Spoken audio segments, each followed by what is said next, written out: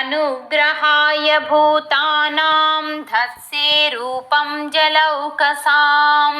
नमस्ते पुरुषश्रेष्ठास्तित्युत्पत्त्यप्ययेश्वरां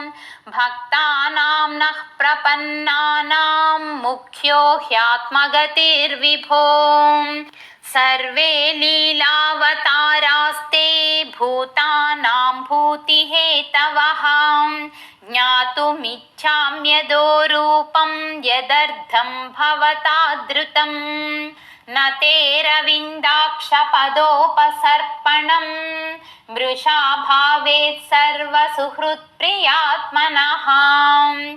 यथेतरेषां पृथगात्मनां सतां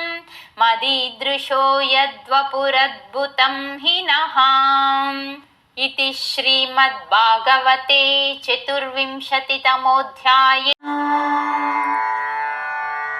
नूनं त्वं भगवान् साक्षात् हरिर्नारायणो व्ययः